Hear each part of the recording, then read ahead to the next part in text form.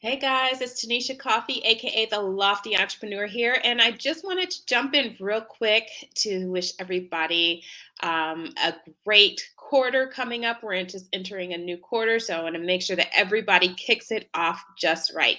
So today I'm going to be talking about 5 mistakes that new business owners tend to make and how to avoid them. All right, so let's go ahead and jump right into it. So, mistake number 5 is many new entrepreneurs, they don't plan for the unexpected. What you have to understand is that as an entrepreneur, there is no safety net unless you make it. So that means that all of the things that could happen, you really do need to plan for. And one of the biggest things that most new entrepreneurs don't plan for is the unexpected. And usually the way to plan for it and to be prepared for it is through having insurances in place. So you want to think about having things like your life insurance, your health insurance, disability income insurance, as well as business liability insurance, depending on the type of business that you're in.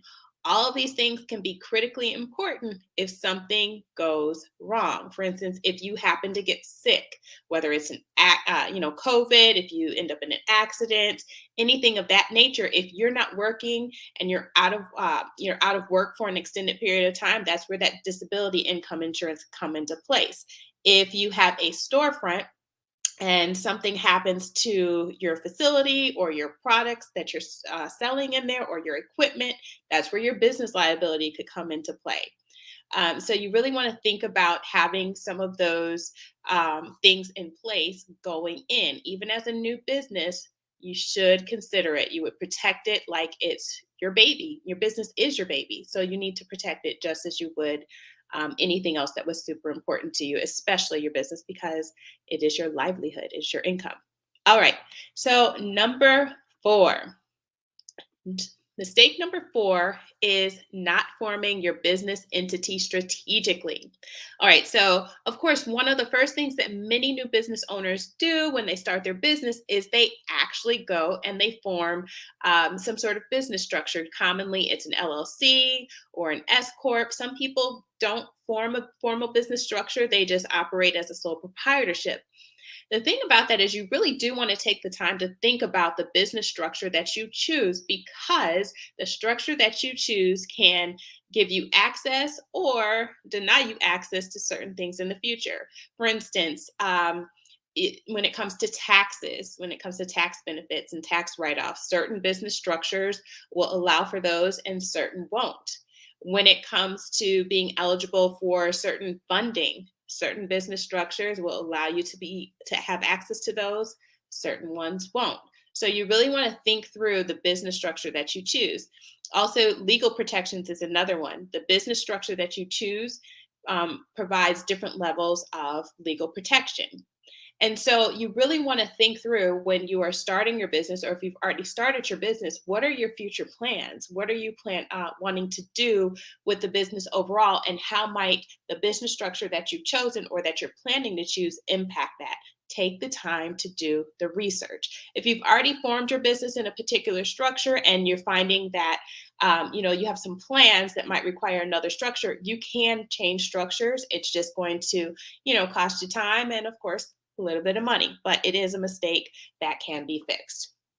All right, let's keep moving on. So, mistake number 3 is not having a cash flow strategy. This one is absolutely huge. Huge, huge, huge. A lot of times people focus on having money to start their business, and that's important depending on the business that you're trying to create. Some businesses really don't require hardly any money to start up. Other businesses require a significant amount. So you obviously have to take that into consideration, but beyond starting the business, you have to think about cash flowing your business. So there's going to be part of the cash flow, which of course people think about, is the revenue that you're creating. Yes, you absolutely need to think about, how are you pricing your products? How are you promoting them? What are your expenses associated with it? Because The revenue and expenses, of course, will result in whether or not you're going to have a profit, which can be part of your cash flow. However, that's not the only type of cash flow that you might need.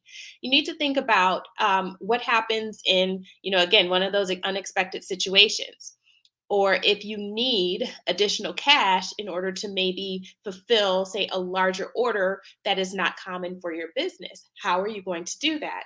And so, in those situations, you need to come up with a strategy in order to handle those situations to make sure that not only can your business sustain the day to day, but that if you need funding to replace equipment, to handle a big order, to get certain certifications that will help you to move your business forward, that you have access to those. So it's very important to take the time to really create a cash flow strategy, right? All right, number two. Number two is skipping the strategic planning.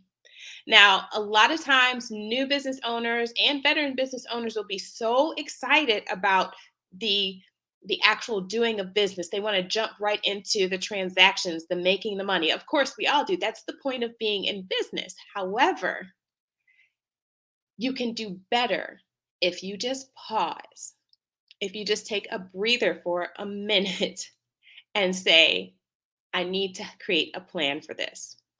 So, when it comes to doing your strategic planning, you want to make sure that the plans that you create plans for your business, for your marketing. I already talked about the cash flow. You want to make sure that you have these plans so that you actually have a direction. But it's not good enough to just have a plan. It needs to be strategic and intentional so that you are purposefully creating a plan that will help you to reach the specific goal that you want to reach. And so that goes for your marketing, that goes for your business. So it's very important that you take the time to do that. If you don't, you can really spend a lot of money unnecessarily. You can waste a ton of time unnecessarily. And it's simply because you didn't take the time at the outset to actually strategize. So that is a huge, huge, huge mistakes that so many new business owners make. And sometimes those things can't just easily be undone. If you make a mistake, it will cost you. So do take the time to do your strategic planning. All right.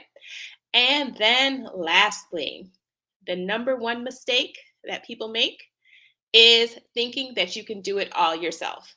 All right. So when you became an entrepreneur, when you're thinking about becoming an entrepreneur, there's a certain part of the business that you're focused on doing and you're wanting to do. In an ideal situation, that's what you should stick to. That's what you should focus on. So that means all the other aspects of the business that are required, the marketing, the sales, the lead generation, the human resources, all of these different aspects that are a part of running a business. If they are not in your wheelhouse, then you really need to be thinking about, again, back to your strategy, how you're going to structure your business and the strategies that you're going to use to get this additional help. Because while sometimes it may be necessary for you to wear some of those hats, if you can come up with a strategy that makes sense for your business and makes sense for your financial situation, then that's really is a better way to go in order to do that. Also, you have a certain expertise. That's why you're choosing to do the certain business that you want to do. You have a certain expertise, you have a certain interest. Excel at that. You don't have to become an expert at everything else. You should become knowledgeable about all the other aspects of business so that you can make a reasonable decision when you need to on certain things. However, you don't have to become the expert.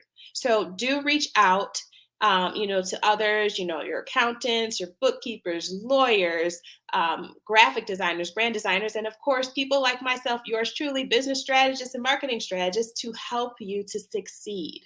Sometimes, a lot of us entrepreneurs really think that we have to do it all. But being an entrepreneur is not necessarily about doing it all. It's about being a boss and taking control and learning to actually kind of divvy up the work. You're not supposed to be doing everything. So keep that in mind as you move forward with your business this quarter. These are some of the mistakes that you want to make sure that you are avoiding. If you need help with any of these, feel free to reach out to me. And you can do that at www.theloftyentrepreneur.com/discovery call. You can book an appointment with me and we can have a talk, and I will do my best to help you out.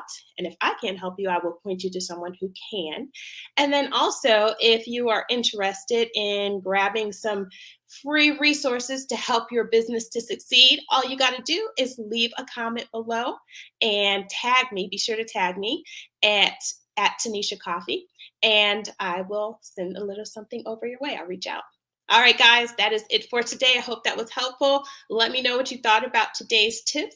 And of course, again, if you want the free resource, comment below, tag me when you do that. And if you want to talk, reach out. All right, guys, that's it. I'll talk to you later. Bye.